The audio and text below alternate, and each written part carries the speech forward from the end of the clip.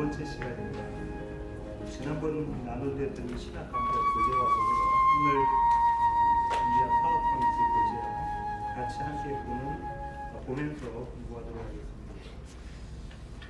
두 번째는 주기도문에 대한 소개의 시간이고요. 다음 주부터 시작해서 주기도문 본문에 들어가도록 하겠습니다.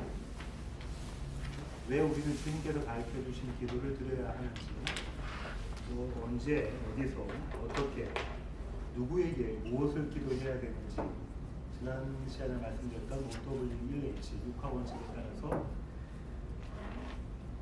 왜 우리가 기도를 해야 되고, 무엇을 기도해야 되고, 어떻게 기도해야 되는지, 누구에게 기도해야 되는지 하는 것들을 오늘 간략하게 배우는 시간을 갖도록 하겠습니다.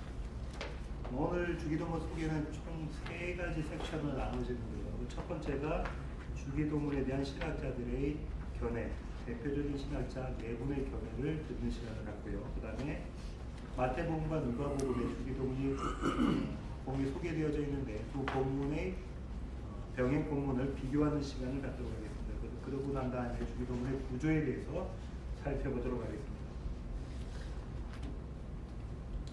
주기도문에 대한 신학자들의 견해인데요. 이 주기도문에 대한 신학자들의 견해는 4명의 신학자들의 책들을 간단하게 소개를 하는 것으로 하겠습니다. 첫 번째는 제임스 패커의 주기도문이라는 책,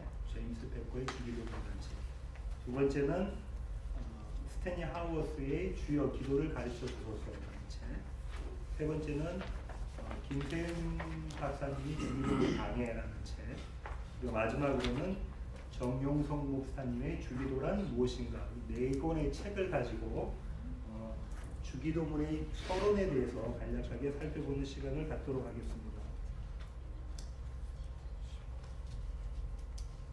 먼저 제임스 패커, J.I. 패커라고도 하는 제임스 패커 목사님입니다. 제임스 패커 목사님은 오늘날 복음주의 공동체의 지성적인 삶 그리고 사회 모든 영역에서 하나님을 부르심을 회복하는 데 앞장선 현대 복음주의자의 선구자라고 불립니다.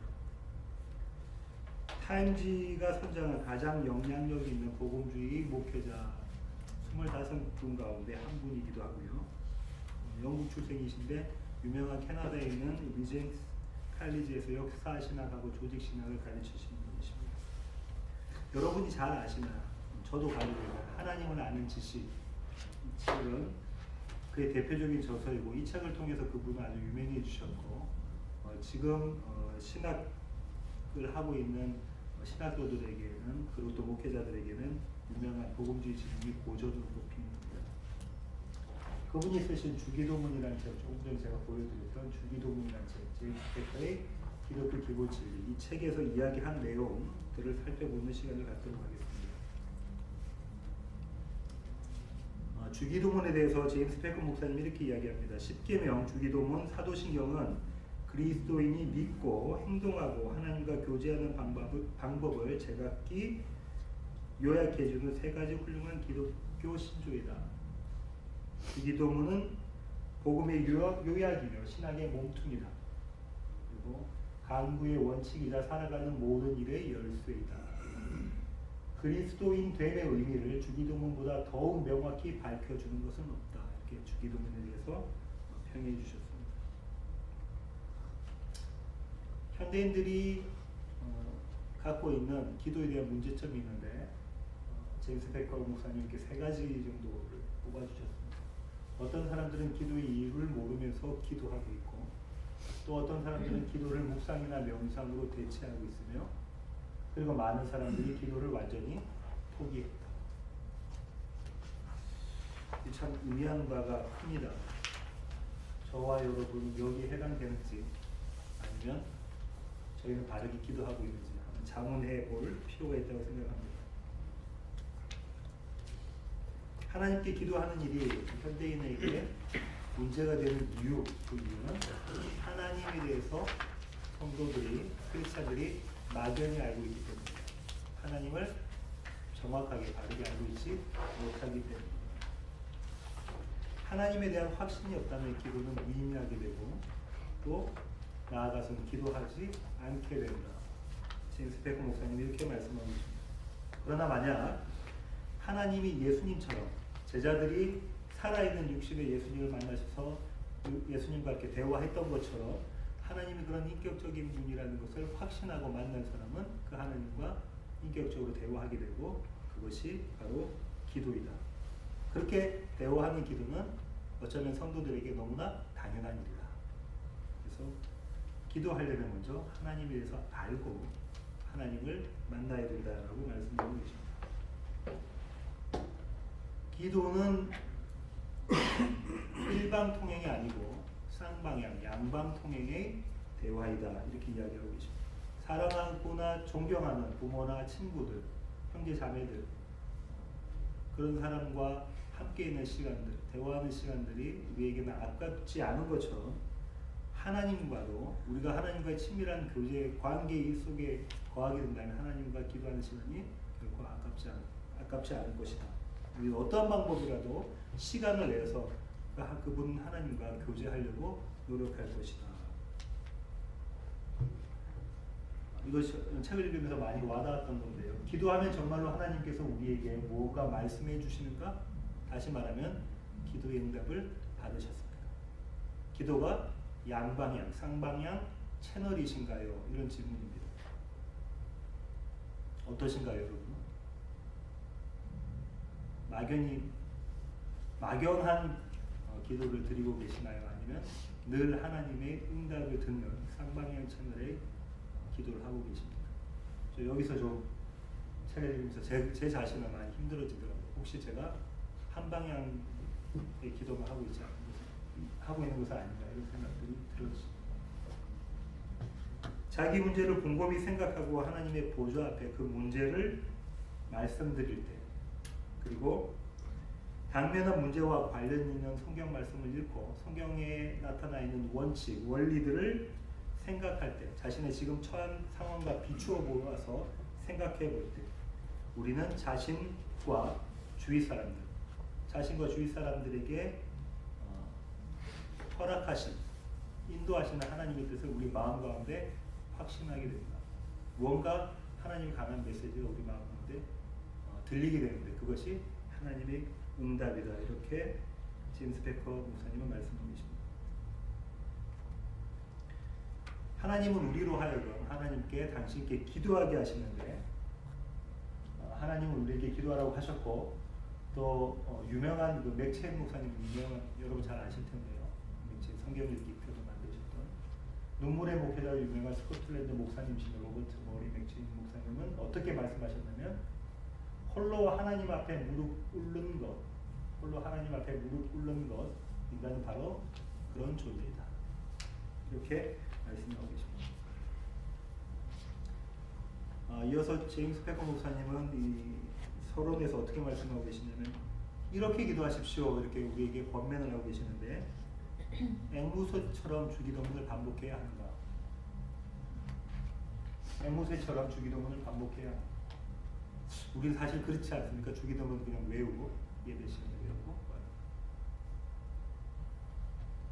주님께서 원하셨던 것은 그것이 아니라 주기도문에 담겨져 있는 참 의미를 우리 보고 깨달으라고 하신 것입니다. 그리고 주기도문은 우리가 하나님께 드리는 모든 기도의 원형이 되어져야 한다. 모양이나 내용, 형식이나 내용에 대해서 모두 다 원형이 되어져야 한다. 또 한 가지 이제 마지막에 나와 있는 기도는 노래와 마찬가지로 책에서 배우는 것이 아니라 실제로 기도함으로써 배우는 것이다. 많이 와닿더라고요. 우리는 기도에 대해서 많이 알고 있다고 생각하고 많이 공부를 하고 있지만 사실상은 제임스 베커 목사님은 기도해라. 기도하는 것이 가장 기도를 잘 배우는 방법이다. 이렇게 말씀하고 계십니다. 이 책 서론의 결론에 앞서서 참 주기도문을 분석하기 위한 7가지 활동의 스펙트럼이 있는데 빛을 이렇게 딱 가시광선으로 이렇게 쭉 나누면 7가지 색깔이 나오잖아요. 스펙트럼에 이렇게 비추면 빨주, 노초, 파란고 그런 것처럼 주기도문도 7가지 스펙트럼을 가지고 있다. 라고 말씀하고 계시는데 첫 번째가 하나님을 안무하고 신뢰하면서 그분께 다가가는 것이다. 두 번째가 하나님의 역사와 그분의 가치를 인정하는 것이다. 세 번째가 죄를 시인하고 용서를 구하는 것이다. 네 번째가 자신과 다른 사람에게 필요한 것이 충족되기를 구하는 것이다. 그 다음에 복을 구하기 위해 하나님을 설득하는 것이고 하나님이 설정하신 우리의 상황을 수용하는 것이다. 좋을 때나 나쁠 때나 충성스럽게 하나님을 가까이 하는 것이다. 이렇게 말씀하고 계십니다. 저는 이게 모르겠어. 100% 동의가 되는 그런 것은 주기도문에 대한 주기도에 대한 결론은 제임스 패커 목사님의 결론은 주님의 기도로 끊임없이 기도하도록 지도하고 자극해야 된다. 특별히 교회 공동체가 그렇게 해야 된다. 주님의 기도로 기도하는 것은 우리가 하나님의 뜻에 맞춘 기도를 하는 것이다. 가장 확실한 길이다. 하나님 뜻에 맞춰서 기도하는 가장 확실한 길이다. 이렇게 결론을 짓고 계십니다.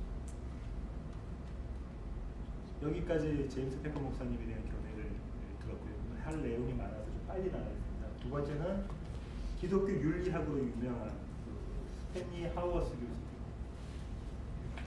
교수님의 이야기.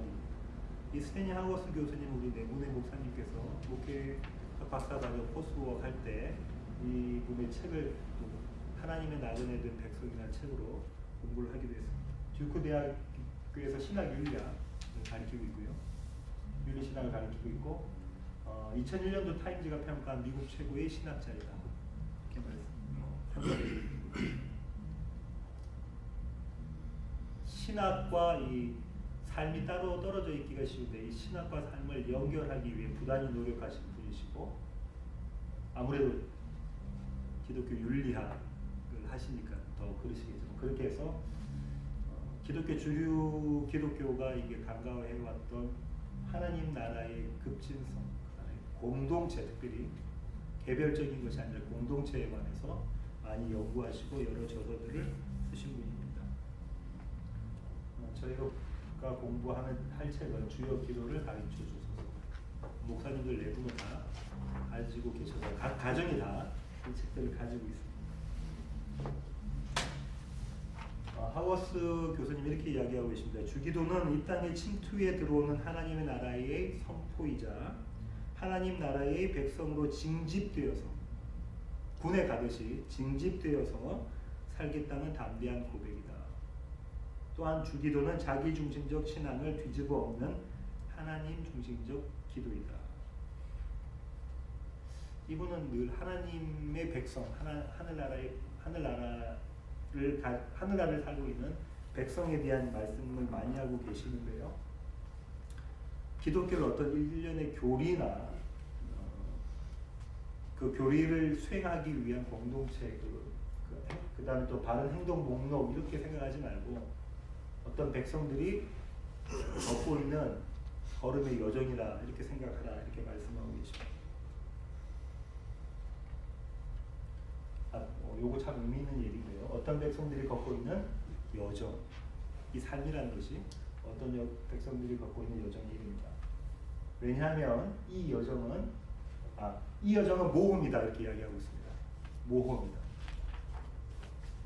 어드벤처한 모험이다 이렇게 이야기하고 있는데 왜냐하면 이 여정은 예수님과 함께 걷고 있는 여정이기 때문입니다. 궁금하지 않습니까? 왜 예수님과 함께 걷는 여정이 왜 모험일까요? 왜냐하면 세상이 우리에게 신뢰하라고 가르쳐 준 그것이 아니라 예수님을 붙잡고 가는 것이기 때문에 모험이다. 세상이 우리에게 신뢰하라고 가르쳐 준 것은 명예, 부, 권력, 권세, 건강 이런 것들인데 그것을 신뢰하지 말고 예수님을 신뢰하고 걸어가는 여정이다. 그렇기 때문에 이 여정은 모험이다. 이렇게 이야기하고 있습니다. 그리스도인이 된다는 것은 이런 모험, 하나님 나라라고 하는 여정에 참여하도록 선발된 것이다. 아까도 얘기된 것처럼 군대 갈 때 군인들이 이렇게 징집된 것처럼 한국 같은 경우에 자원한 것이 아니라 징집된 것처럼 하나님께서 그리스도인들을 징집하셨다. 선발하셨다. 이 여정에 참여할 때 우리는 이제까지 두려워했던 것으로부터 자유함을 얻을 수 있다.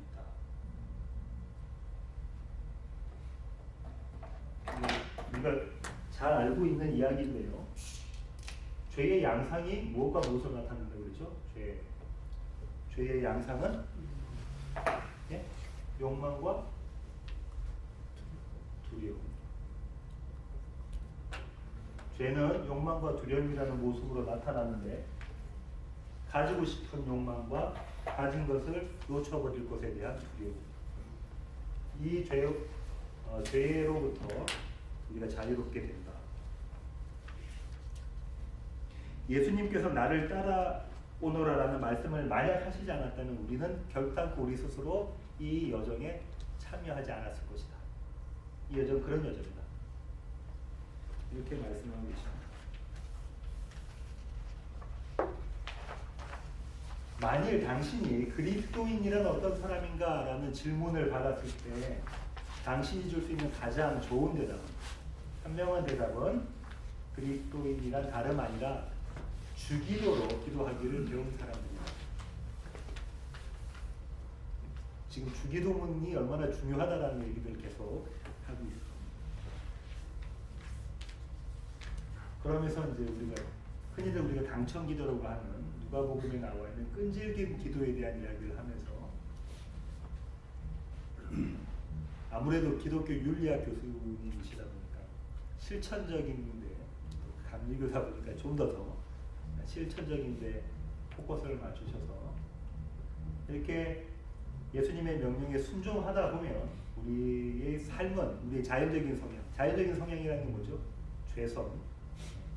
죄로 가까이 가는 그 성향에서 우리가 벗어나서 하나님의 말씀에 순종하는 그런 모습으로 전향하게 된다. 우리가 기도하는 바대로 우리는 참 그리스도인이 된다고 말씀하고 계십니다. 그리고 이게 후천적으로 이렇게 되는 것이다 보니까 이 기도가 우리의 제2천성이 되도록 만드는 일은 시간이 걸리며 습관적인 반복이 중요하다.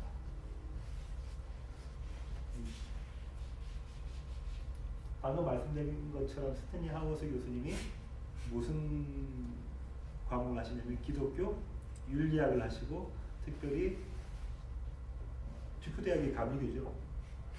예. 감리교 쪽이다 보니까는 아무래도 인간의 실천적, 알미니아 쪽이다 보니까 인간의 실천적인데 포커스가 맞춰져 있는 것 같습니다. 왜 이렇게 해야 되냐면 그리스도인의 마음이란 기억으로 이루어졌기 때문이다. 이렇게 이야기합니다. 마지막으로 스탠리 하워스의 견해의 주기도에 대한 결론은 이 기도는 우리가 원하는 것을 얻기 위한 기도가 아니라 우리의 원함을 하나님께서 원하시는 방향으로 틀어가는 전향이라고 표현하고 있는데요. 방향을 바꾸는 것이 기도이다. 이 기도는 예수님을 통해 어떤 백성을 불러 존재케 하신 하나님의 이야기를 히스토리, 그분의 이야기를 우리가 살아내는 것이다. 그러면서 잘못하는 기도는 있을 수 있다. 기도는 결코 우리가 나름대로 우리 마음대로 하는 것이 아니다. 주기도로 기도한다는 것을 배우는 것은 지금 우리가 하나님 나라의 의롭고 합당한 지체로 만들어져 가고 있음을 믿는다는 뜻이다. 이렇게 말씀하십니다. 다음은 김세윤 박사입니다. 한국에 나오는 세계적인 복음주의 신학자, 특별히 바울 신학의 대가이신 분.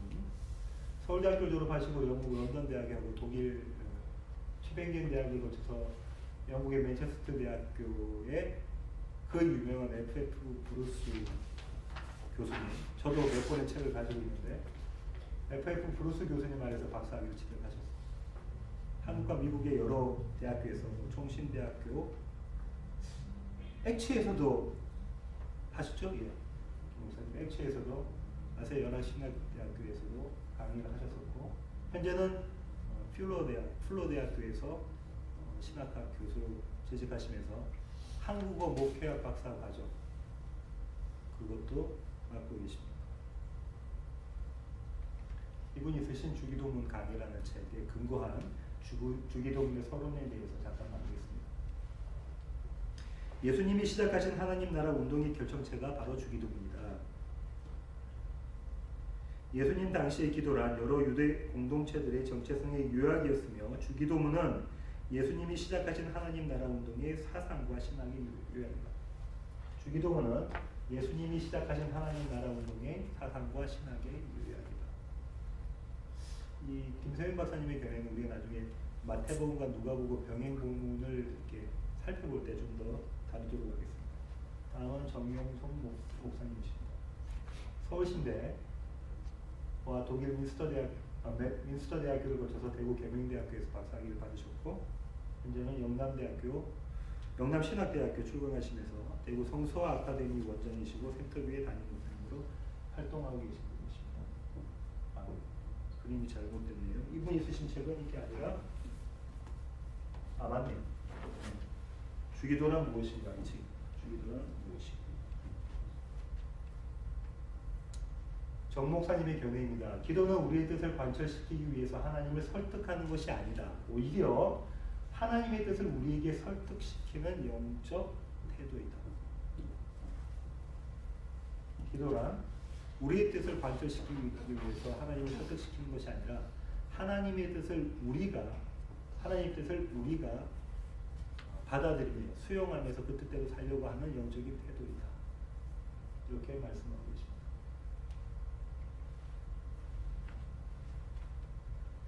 주기도란 기도는 하나님과 하는 영적인 호흡이다. 그래서 영적인 호흡은 다른 사람이 대신해 줄 수 없고 본인이 반드시 해야 된다. 우리가 이렇게 잘 알고 있는 기도는 영적인 호흡이다.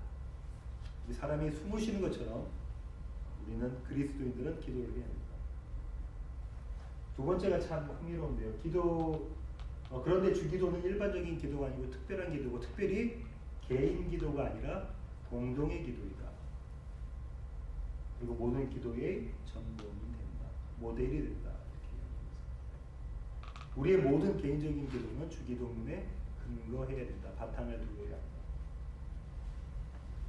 주기도는 단순한 기도의 형태가 아니고 또 어떤 기도의 프로그램이 아니라 그것은 삶 자체이며 삶이 곧 기도이다. 참 의미 있는 얘기인 것 같아요. 주기도는 삶 자체이며 삶이 곧 기도입니다. 우리는 그냥 입으로 이렇게 막 이야기하는 것, 하나님께 부르짖는 것, 그것만 기도라고 생각하는데 정 목사님은 아니다. 기도는 삶이고 삶이다. 이렇게 말씀합니다. 이렇게 해서 빠른 시간 내에 네 분의 신학자와 목회자들의 말씀을 주기도문에 대한 견해를 받고요. 다음은 마태복음과 누가복음에 나와 있는 본문 10번씩 읽어오셨죠? 누가복음하고 마태복음, 병행복음 10번 읽어오고 이걸 보세요. 이 작은 교재의 첫 페이지를 보시면 마태복음과 누가복음의 병행복음이 나와져 있습니다. 그걸 보시면서 함께 살펴보도록 하겠습니다.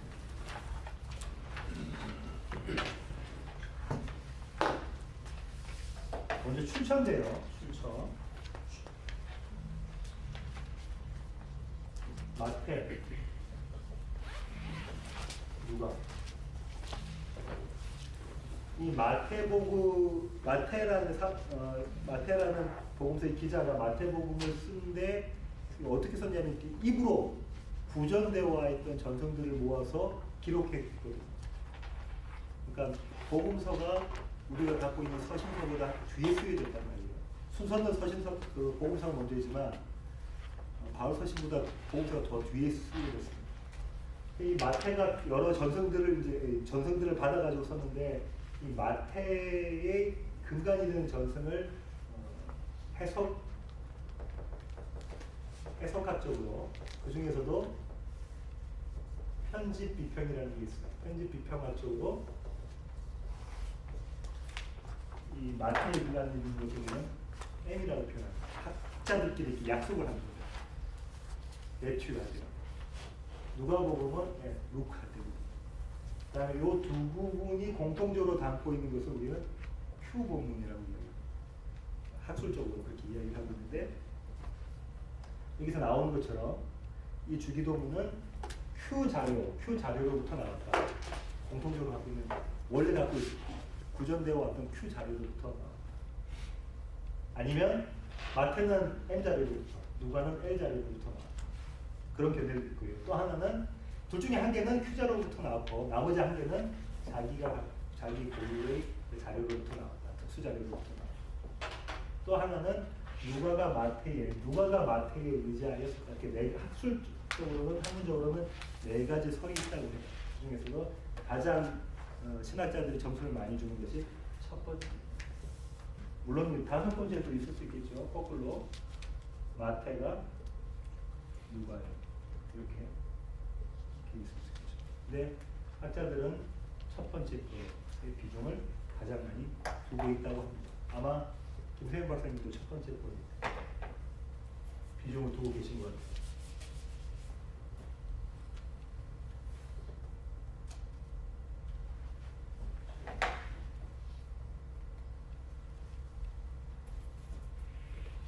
본문을 보시면 아시겠지만 마태복음에는 있는데 누가복음에 없는 것이 아버지 뜻의 성취에 대한 청원이었고 악에서 구원에 대한 청원이었고 맨 마지막에는 성령이 없어요. 맨 마지막에는 성령이 없어요. 그런데 이건 이렇게 볼 수가 있는데요. 마태 편하고 누가 편이 있는데 예수님께서 말씀하셨던 것은 예수님이 말씀하신 것에 가까운 것은 이 둘 중에 어떤 것이냐? 그럼 신학자들은 다 누가 것이다 라고 이야기합니다. 그런 편집 비평적으로는 그런 원칙이 있는데요. 그 원칙 중에 원칙이 여러 가지가 있겠지만 대표 중에 두 가지가 있어요. 첫 번째가 뭐냐면 간략한 우선입니다. 오래된 것이다. 짧은 것. 마태하고 마가하고 있으면 누가 어떤 게 더 짧죠? 누가 더 짧으니까 마태는 이것을 다 설명하고 있는 것이다. 예를 들면 있는 거죠. 마태복음은 어떻게 되냐면 하늘에 계신 우리 아버지. 근데 누가복음은 어떻게 되어 있습니까? 보세요. 누가복음은 어떻게 되어 있죠? 아버지. 뭐가 뭘 설명하고 있냐면 마태는 하늘에 계신 우리 아버지. 그래서 아버지를 설명하고 있고요. 누가는 그냥 아버지요 이렇게 부르고 있어요. 그래서 누가께 더 오래된 것일 것이다 라고 이야기하고 있고요. 두 번째는 형식적인 겁니다. 형식적인 거. 좀 더 정형화된 것이 더 후에 만들어진 것이다 라고 얘기를 하고 있습니다. 그렇게 학자들은 평가를 하고 있습니다. 그래서 누가 편보다 마태 편이 더 정형화적으로 더 정형화되어 있어요. 왜 그러냐면 전반부 세 권의 청원 기도가 있고 후반부 세 권의 청원 기도가 있고 성령도 3으로 이렇게 되어 있어요. 그죠? 나라와 권세와 영광. 그래서 삼위 하나님에 대한 모습들을 이렇게 다 갖고 있는 이런 모습을 갖고 가고 있습니다. 그래서 더 정형화되어 있기 때문에 아무래도 마태 편이 더 누가 편보다는 뒤에 나온 것일 것이고 또 예수님께서 직접 말씀하신 것은 누가 편이 더 가까울 것이다. 신학자들의 견해입니다. 신학자들의 견해. 이 내용에 대해서는 나중에 제가 다시 구조 이야기를 할 때 설명을 한번 드리겠습니다.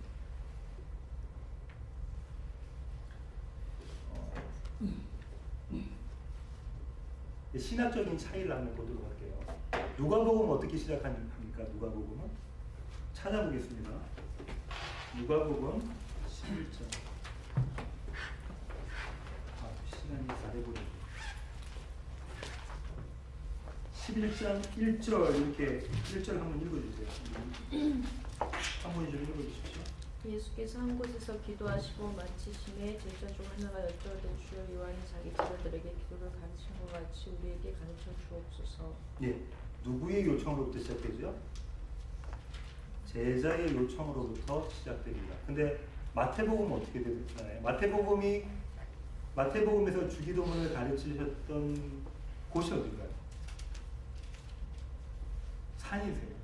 산상수훈에 들어가 있거든요. 근데 이제 한 제자의 요청으로부터 시작이 되어집니다.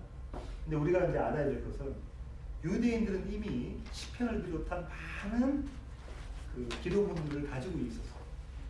그런데 왜 또 예수님의 제자는 예수님 보고 우리가 기도해야 될 기도문을 우리에게 주세요라고 요청을 했을까요? 왜냐하면 유대인의 부흥 운동과 관련이 있습니다. 유대인의 부흥. 그땐 여러 파들이 있습니다. 그때 유대인들은 여러 파들이 있었는데 대표적인 게 바리새파. 또 우리가 알고 있는 게 뭐죠? 사두개파. 그다음에 여기 있는 것처럼 에셈파. 이런 파들이 있었어요. 그 파들은 자기들이 갖고 있는 고유한 신학이 있었어요. 사두개파는 뭘 안 믿었죠? 부활 안 믿었습니다. 바리새파는 부활. 바리새파는 회개, 철두철미한 율법 준수, 그다음 메시아 고대, 메시아 사상, 그다음 하나님 나라에 대한 소망 이런 것들이 바리새파를 대표하는 신학이고요. 에셈파는 여러분이 잘 아시는 쿰란 공동체 아시죠? 동굴에서 톱을 파서 살았던 분들. 이분들은 세상과는 격리된 삶을 사셨고 또 성경 연구 얘기했는데 신약은 아니겠죠. 구약 연구하셨던 분들이고 회개하고 새 율법 준수하는 그런 어떤 신학들을 가지고 살았으면서 대표적인 사람이 누구냐면 침례 요한입니다. 이런 유대인의 부흥 운동이 있었습니다. 부흥 운동에 여러 계파들이 있었는데 여기서 좀 걸렸어요. 김성일 박사님 의견 중에서 예수님은 원래 침례 요한의 제자였고 때문에 요한의 부흥 운동에 동참했다. 또 어떻게 알 수 있냐면 사복음서가 공이 그 부분을 언급하고 있다는 거죠. 그 침례를 받고 나신 이후에 하나님 나라에 대한 선포를 하셨다. 그 전에까지 그런 얘기가 없었어요. 그렇게 설명이 드립니다. 아무래도 성서 신학적이다 보니까 조금 저는 잘 동의가 안 됩니다. 그 후 요한에게 침례를 받은 후에 요한의 운동으로부터 점차 독립하여 하나님 나라 운동을 새롭게 시작하였다. 그러니까 제자가 이제 그런 거죠. 어느 공동체, 바리새파면 바리새파 공동체의 기도문이 있었고, 어느 공동체, 에셈파면 에셈파의 공동체의 기도문이 있었고, 또 침례 요한은 침례 요한 제자들에게 기도문을 주셨으니까 선생님 또 우리에게 그 기도문을 주세요. 그 기도문이 뭘 담고 있겠습니까? 그 공동체의 신앙, 좀 더 나아가자 보면 아이덴티티, 정체성이라는 거죠. 그걸 주세요라고 요청을 했고 예수님은 그것을 주셨다. 그것의 골자는 하나님 나라, 킹덤 오브 갓, 하나님 나라라는 것에 그 신학을 예수님께서 말씀하신 그 신학을 담은 그 주기도문을 주셨다. 그래서 누가복음은 신학적으로는 하나님 나라를 설명하고 있는 것이다. 이렇게 김교님은 말씀하고 계십니다. 주기도문은 요약하면 있습니다. 주기도문은 새로운 하나님 나라 운동의 요약이며 예수 공동체의 정체성입니다. 근데 마태복음은 어떨까요? 마태복음은 어떤 제자가 요청한 게 아니라 예수님께서 산에 올라가셔서 이 산을 김성수 목사님은 성전 예루살렘 성이라고 말씀하고 계시는데 산에 올라가셔서 하나님의 말씀을 복음을 선포하시는데 그 가운데 이 주기도문이 들어있습니다. 특별히 마태복음은 전후 문맥을 잘 살펴보셔야 돼요. 전후 문맥. 지금 우리 이중재 목사님이 마태복음 하셨고 산상수훈 쭉 끝나셨잖아요. 우리가 아마 다 끝나서 잘 알고 계실 텐데 전후 문맥을 잘 살펴보셔야 됩니다.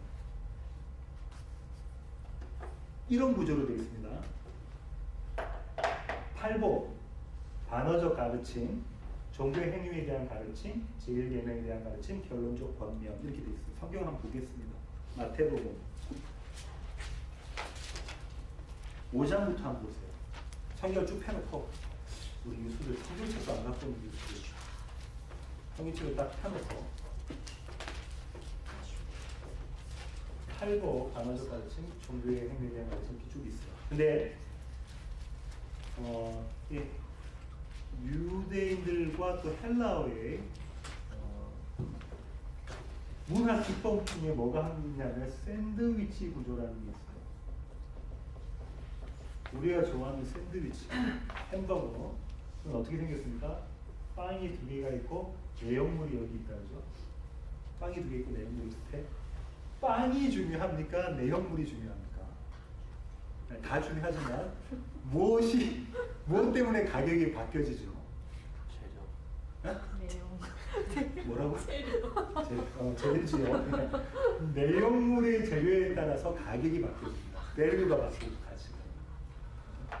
잠이 좀 깨는 것 같아요. 제가 제일 중요한 거는 샌드위치 구조에서는 가운데 있는 것이 이 문학적인 기법을 사용해서 저자가 말하고자 하는 핵심이라는 거예요.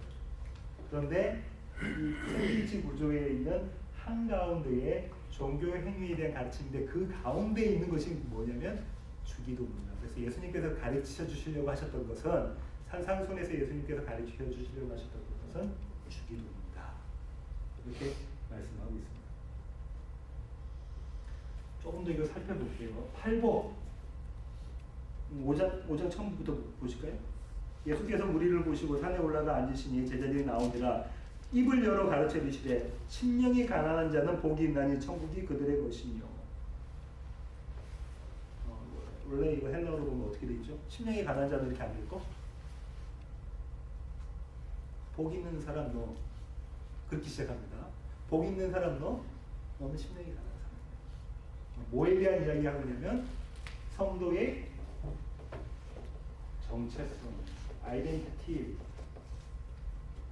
네가 심령이 가난하면 내가 복을 줄게 이 얘기 아닙니다. 우리 그렇게 막 해석이 되어져 있는데 뭐 이중재 목사님 설교 드셔서 잘 아시겠지만 그게 아니고 뭡니까? 심령이 가난한 자는 그러니까 너 복 있는 자 복 있는 자는 누구냐면 하나님의 백성. 그리스도를 통해서 하나님의 백성이 된 너는 복이 있다. 너는 심령이 가난해. 이렇게 이야기를 하고 있는 겁니다. 팔복은 성도의 정체성에 대한 이야기를 하고 있고 두 번째로는 반어적 가르침 나와 있는 거 뭡니까? 17절부터 하세요. 내가 율법이나 선지자를 피하러 온 줄로 생각하지 말라. 피하러 온 것이 아니요 완전하게 하려 함이라 하면서 쭉 말씀하시면서 뭐하고 비교합니까? 뭐하고 예? 인터랙션이 있어요. 뭐하고 예법과 세법 비교하고 있어요. 그죠? 그러면서 예법은 누가 준 법? 수현이가 얼마나 했습니다. 모세가 준 법이에요. 그죠? 세법은 예수님께서 주신 법인데 이 세법이 뭐라고 돼 있으면 좀 전에 게 완성이다. 너는 이거 들었지만 그거 아니야. 이거야. 너희가 잘못 해석하고 있는 거야. 이거야. 하면서 예수님께서 이 예법에 대한 것을 재해석하시는 것을 하십니다. 반어적 가르침. 새로운 법을 선포하십니다. 그래서 율법의 완성을 이루시겠다. 말씀하고 계시죠. 그 다음에 요거랑 짝이겠죠. 요거랑 짝이고 이건 조금 이따 설명하겠습니다. 제1계명에 대한 가르침. 제1계명이 뭐죠? 제1계명. 빨리 성경책 뒤를 보시고 제1은 뭐 하지 말라? 다른 신을 두지 말라. 다른 신을 두지 말라. 10계명은 요약하면 두 가지가 됩니다. 그죠? 뭐죠? 하나님 사랑, 이웃 사랑. 이 하나님의 사랑에 대한 이야기를 하고 있습니다. 하나님 사랑. 뭐 하지 말라? 다시 이 계명이 뭐죠? 우상 숭배 하지 마라. 이 우상은 어디다? 이 우상은 세상이다. 세상 숭배하지 마. 세상 숭배하지 말고 나만 믿어. 이것이 세법과 연결되어져 있는 거죠. 그러면서 맨 마지막으로 결론적인 권면을 하는데 그 결론적인 권면이 성도의 행위이다. 행위를 보면 열매를 보면 자, 열매를 보면 나무를 안다. 그러면서 행위에 대한 이야기를 하고 있습니다. 성도라면 해야 될 행위. 이거 지금 김세윤 박사님의 결례입니다. 제 결례입니다. 이거 쭉 소개해드리는 겁니다. 마태복음의 신학적 차이는 이것이 누가복음하고 조금 차이가 있죠. 그렇게 해서 결국은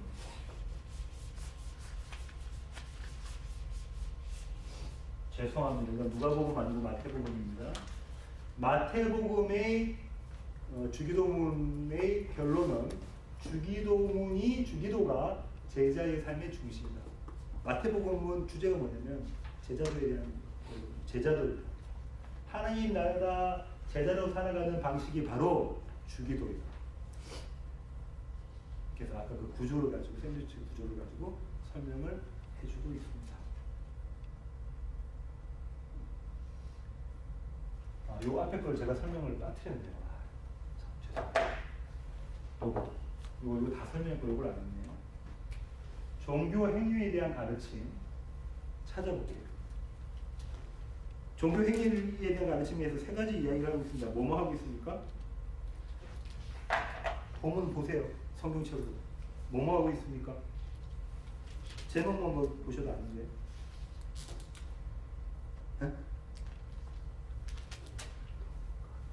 뭐 하고 있죠? 구제, 자선, 그 다음에 안 읽어보셨죠? 그 다음에 어디부터 보시냐면 6장 1절부터 보세요. 제목을 쫙 보세요. 구제하라고 했고 그 다음에 뭐라고 되어 있습니까? 기도하라고 되어 있고 그 다음에 네? 금식하라 이렇게 세 가지 이야기하고 있어요. 아까 이야기했지만 샌드위치의 가장 가운데 있는 거 이게 햄이냐 아니면 이게 뭐냐에 따라 틀리는데 이것의 종교 행위에 대한 가르침을 한 뒤 종교 행위를 세 가지로 이야기하고 있는데 그 중에서도 구제, 기도, 금식 나타냈고 이것도 샌드위치 구조라서 제일 중요한 것이 뭐? 기도다. 이 기도의 가운데에 주기도문이 있어요. 여기까지만 하고 하실게요. 주기도문 하기 전에 뭐라고 예수님께서 하지 말아야 될 기도, 잘못된 기도에 대한 것들을 두 가지를 이야기하고 하나는 유대인의 기도, 다른 하나는 누구의 기도? 이방인의 기도. 그렇게 돼 있죠. 거기에 성경에 5절부터 6장 5절부터 7절까지 8절까지 한번 보세요. 유대인의 기도는 뭐가 문제라는 거예요? 네? 네? 외식 드러내놓고 막 기도하는 거죠. 그 다음에 이방인의 기도의 문제는 뭐?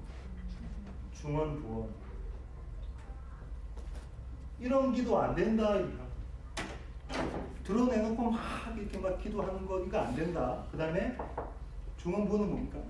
이거 주세요. 이거 아니 주세요보다는 계속 뭐 이야기하는 이거 안 된다 이렇게 이야기하고 있어요.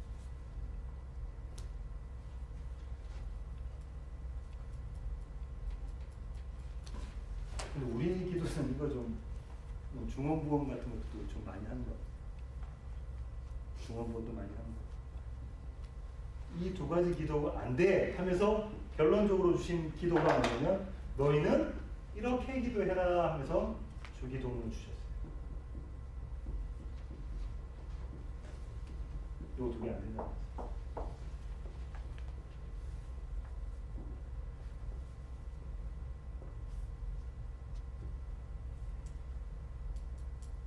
이게 마태복음에서 이야기하고 있는 우리가 현재 지금 사용하고 있는 주기도문의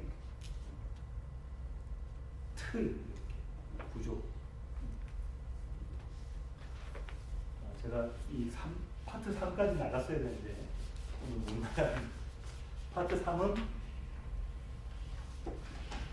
주기도문의 구조에 대해서 이제 이 마태복음에서 이야기하고 있는 주기도문의 구조를 네 분의 교수님하고 목사님들이 견해를 쭉 설명을 하고, 우리는 이 중에 무엇인가를 찾아내려고 하는 건 아니고요. 이렇게 쭉 다 설명을 하고 난 다음에 다음 주에 또 본문이 들어가면서 정말로 우리가 생각한 성경이 말하고 있는 주기도문은 무언가라는 것을 배우는 시간을 갖도록 하겠습니다.